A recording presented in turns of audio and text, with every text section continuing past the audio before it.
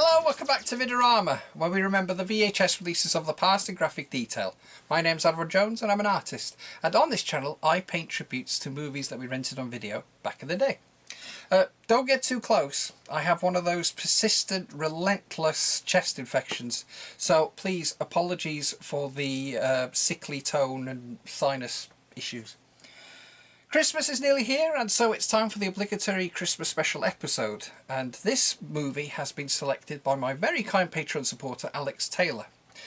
He was given a choice of either a movie that features a killer snowman, a movie that features a killer who thinks he's Santa Claus, or a movie that features Santa Claus being kidnapped by Martians. Well, as you can see, Alex selected Santa Claus Conquers the Martians from 1964. So much like the movie, this episode is going to be a lot of fun and a little different. Santa Claus Conquers the Martians is one of those movies, much like Manos the Hands of Fate, always finds itself on those worst 100 movies ever made. Worst Christmas special ever made, blah blah blah. It's an early 60s kids movie that was made on a shoestring budget that features Santa Claus meeting Martians. Who goes in with high expectations on that? So I will tell you straight, if you are new around here and you've just clicked on this video and you're expecting somebody that's just going to bitch and moan about this movie and say it's the worst thing ever and all that, you're going to be disappointed.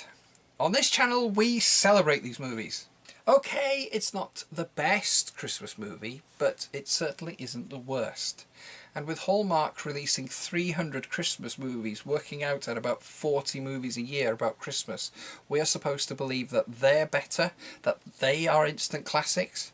And I really doubt we'll be talking about those in 60 years' time. Anyway, let's move on. Christmas is nearly upon us. So, make yourself comfy, put on a nice warm jumper, make yourself some hot chocolate, put on some squirty cream, sprinkle it with some marshmallows, and watch me paint my tribute to Santa Claus Conquers the Martians. Put my paintbrush. Oh, I mustn't forget to roll up my sleeve in case I ruin my Christmas shirt. The colours I'm using today are, appropriately enough, Mars Black, Titanium White, Cadmium Red Medium, and Sap Green Permanent.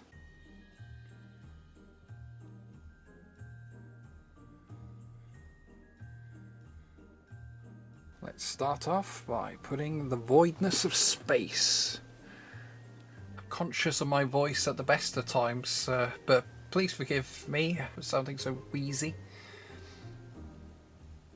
For you first timers, I paint in acrylic paint and I apply all the detail with pen. Now, on the off chance that you have no clue about what I've just been whittering on about, permit me to enlighten you as to the plot of Santa Claus Conquers the Martians. The story takes place on Mars, and Kimar, leader of the Martians, is concerned that his children, along with all the children of Mars, are not themselves, and that they spend what time they have between sleeping and studying watching TV shows from Earth. Having consulted an ancient Martian sage, they are advised that the problem is that the children of Mars have been denied their childhoods, and this, in turn, is stifling their freedom of thought. The remedy? Allow the children of Mars to have fun. And the way to achieve this is for Mars to have their very own Santa Claus, like the one on Earth. And so the Martian Council opt to go to Earth, kidnap our Santa Claus, and bring him back to their planet to save the children. When they get to Earth, they are unable to tell which Santa is which, and so they kidnap two children to help them find the real one. The kids sell Santa out and lead the Martians directly to the North Pole, where they have their robot attack the workshop and kidnap Santa. Throughout the mission, one Martian called Voldar strongly opposes of the idea, believing the happiness will only corrupt Mars, and so he makes his opinions known on several occasions, and also makes several attempts on the lives of Santa and the kids, including sabotaging the automated Martian toy factory and kidnap Santa, once again, threatening to destroy him if his demands are not met. Yes, I know, it's a story we've heard many times before, but I remember the first time I became aware of this movie was a friend of mine at school told me that he had seen this film, and for many years I thought he was referring to Scrooge, the night the reindeer died sequence. But no, years later I found out it was an actual movie. Well, Santa Claus Conquers the Martians was devised and produced by Paul L. Jacobson of Jailer Productions, and this was his first and last theatrical feature. Having started out as a unit manager on NBC's Howdy Doody show, he set out to make a family movie about Santa Claus and Martians and hired writer Glenville Meredith to develop the idea for him, and he hired Nicholas Webster to direct it. Now, whenever I start these paintings, there's always one monster or a character that I'm particularly looking forward to painting, and in this instance it has to be Torg the Robot and Voldar. I've wanted to paint Voldar especially for a long time, so here we go. Born in 1912, Nicholas Webster, having directed his Hollywood High School senior class movie in the late 20s, went on to be a cutter at MGM Studios before working as an army cinematographer during World War II. Then, when the war was over, he became both a documentarian for the US Department of Agriculture and a commercial director in New York. As a film editor, he edited such films as the 1945 short The House I Live In, starring Frank Sinatra, which not only won the special award at the 1946 Academy Awards, it also received Best Film Promoting International Understanding at the Golden Globes. He was also commissioned by the Federal Civil Defense Administration to direct the 1956 short film Warning Red, that educated public on the imminent atomic attacks. But documentaries were his thing, and in 1961, having directed the crime drama Left for Dead, his documentary Walk in My Shoes aired on ABC News Close-Up, and it was nominated for an Emmy. He followed that up with other specials, including I Remember and The Vatican, released in 1963. But that same year, he also directed the drama Gone Are the Days, based on Ossie Davis's Broadway play Puerile Victorious. Filmed at Michael Myers-Berg Studios on Long Island, New York, Santa Claus Conquers the Martians was reportedly filmed in 10 days on a budget of just under $200,000, and Jacobson was very pleased with the high production value that they had achieved for such a low budget. Set design was by artist Maurice Gordon, a renowned painter and illustrator that worked in oil and gouache, that lived and worked in New York. He was born in 1913 in Hartford, Connecticut, and moved to New York having received a scholarship to the Parsons School of Design in 1932. And when he was awarded a scholarship to study art in Paris in 1935, he did just that. And after his time in the army, serving in the Camouflage Corps, he travelled all over the world painting before returning to the US, where his work was exhibited. One of those paintings belongs to the Art Institute of Chicago, in fact. It was purchased during his one-man show in New York in 1940. He worked as an illustrator for various advertisement agencies and designed sets for all the major television networks, but sadly died suddenly of a heart attack on a Manhattan sidewalk in 1971, aged only 58.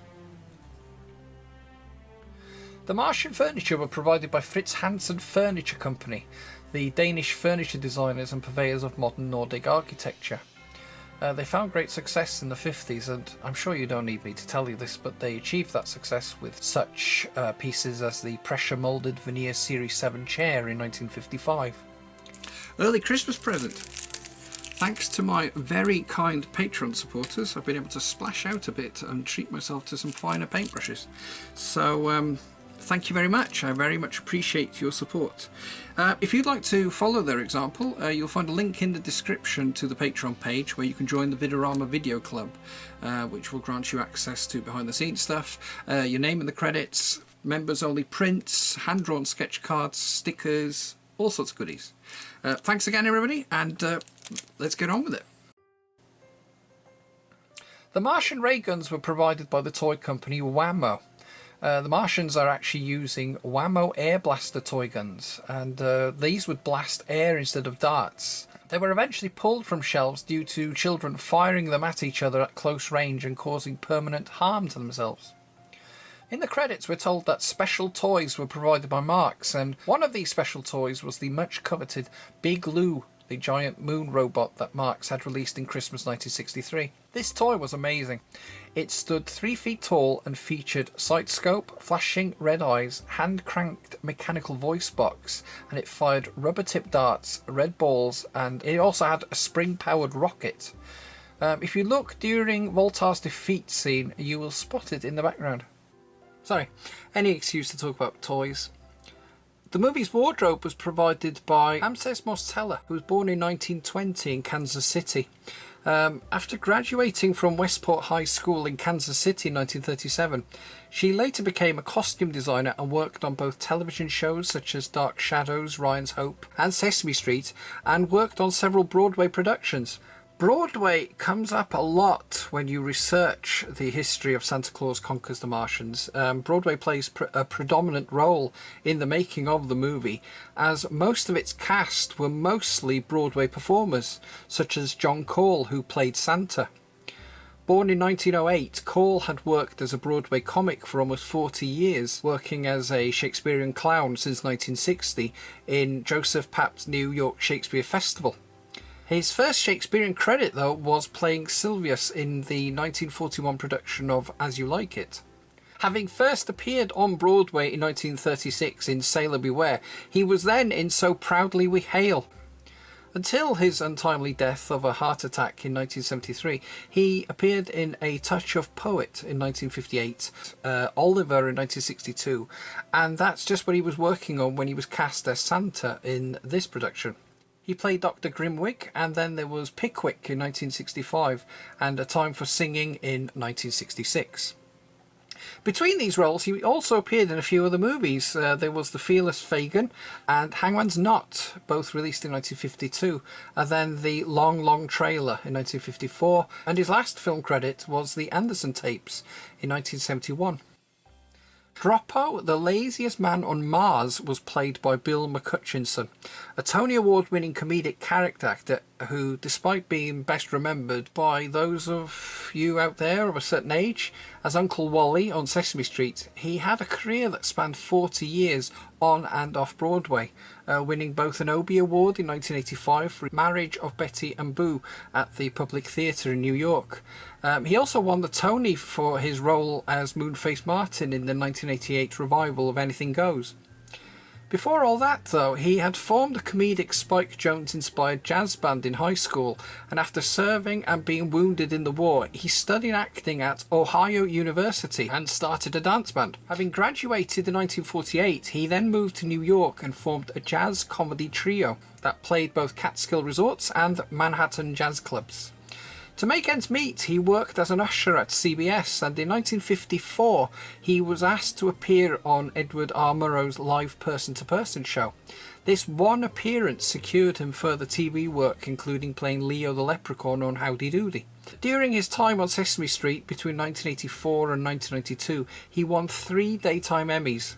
Santa Claus Conquers the Martians was his first movie role.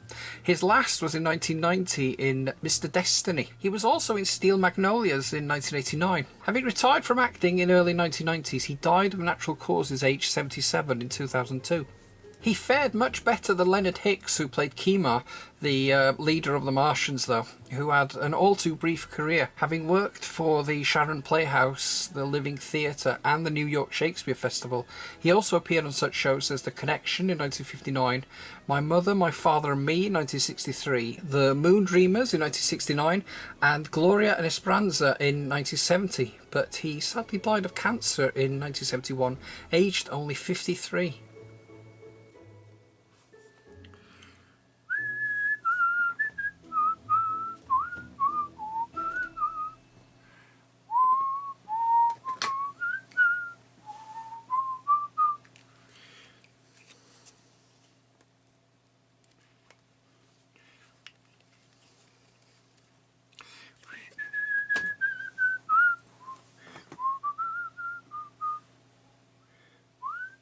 The same could be said for Voldar, Vincent Beck, again an actor with several Broadway and off-Broadway productions to his name.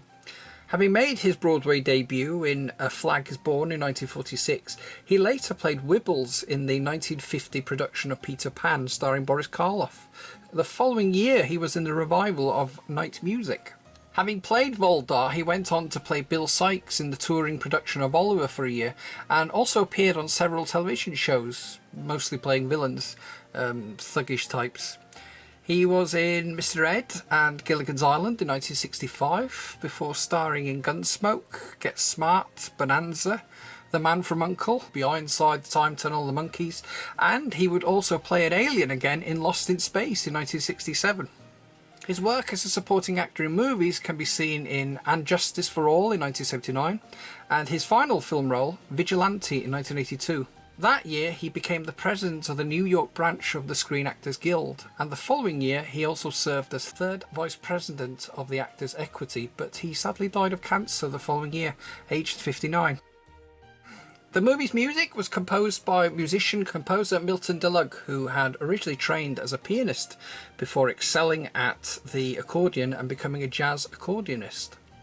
Having started out in the staff orchestra at Paramount Studios, he soon became a successful arranger and composer for NBC, and served as a musical director on the Tonight Show band for Johnny Carson. He arranged the theme for the Newlywed Game, but his most successful arrangement was the 1953 polka song Hoop-de-Doo, which he later used on The Gong Show, along with Roller Coaster, which was used as the closing theme for What's My Line.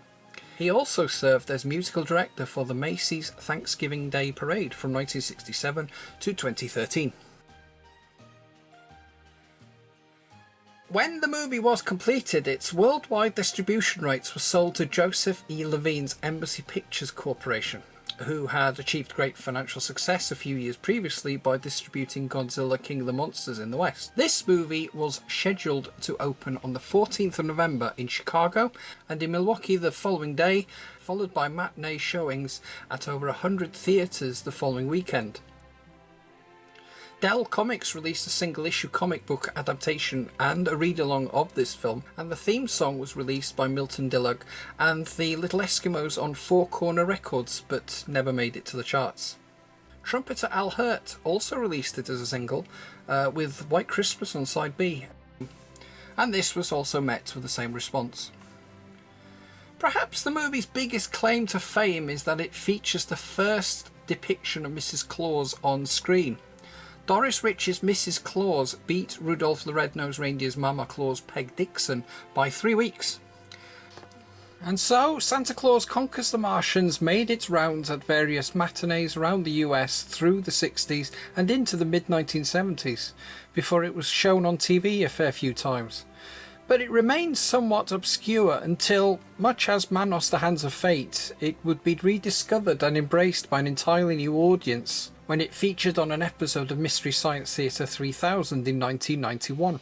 It quickly became a fan favourite, and also like Manos, it's since been adapted to stage, receiving the musical treatment with Santa Claus Conquers the Martians the musical, that premiered at the Factory Theatre in Chicago in 1993.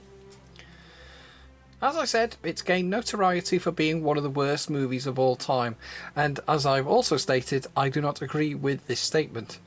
But after its initial release, Nicholas Webster went on to write, produce and direct the ABC special The Draft, Who Serves, which was about the growing opposition to the Vietnam War in 1969. And throughout the 1970s he directed various primetime shows such as Bonanza, Get Smart, Mannix, The FBI and The Waltons, between making documentaries for TV such as the two he made for the Appointment with Destiny series. He directed The Last Days of John Dillinger in 1971 and Showdown at the OK Corral in 1972. He then co-wrote, directed and produced the musical documentary Johnny Cash Ridin' the Rails, The Great American Train Story in 1974, and following it with several episodes of In Search Of, starring Leonard Nimoy. Webster's episodes about Bigfoot and the Monster Hunters were later reused in a special Man-Beast Myth or Monster in 1978. He served as the board member of the International Documentary Association and released his autobiography How to Sleep on a Camel, Adventures of a Documentary Film Director in 1997. He died in 2006, aged 94, in Santa Monica, As for Paul L. Jacobson, he had planned to make more movies but never did, and died aged 91 in Port Washington, New York in 2015. But his one movie lives on. Remember that 30 years before Jack Skellington decided to kidnap Santa Claus in an attempt to bring Christmas to others, the Martians had already tried it. Only last year, the Guardians of the Galaxy holiday special, which concerned a plot to visit Earth at Christmas and kidnap Kevin Bacon. Bacon was watching this very movie at his home. Santa Claus Conquers the Martians is one of those public domain movies. It appears on DVD, VHS. There is a Blu-ray of it, but I will say that at the time of this recording, you can actually find it on YouTube. So check it out. It's a fun movie, and I would like to thank Alex for both supporting the channel and for choosing it to feature on the channel. Thank you for joining me today and keeping me company. As ever, I hope that was of interest to you, and I hope you approve of the final painting. If so, let me know what you think in the comments, and please subscribe to the channel if you haven't already. A huge thank you to everybody that has supported me and my channel this past year. I've not been able to produce as many painting videos as I would have liked, but hopefully that will change in the new year. So if you've supported my work either through Patreon or bought prints from the Etsy store, or just left a kind comment and a thumbs up on a video, I thank you. And so from the bottom of my heart to you and yours, I wish you the very best of everything. Merry Christmas out there, whatever you are.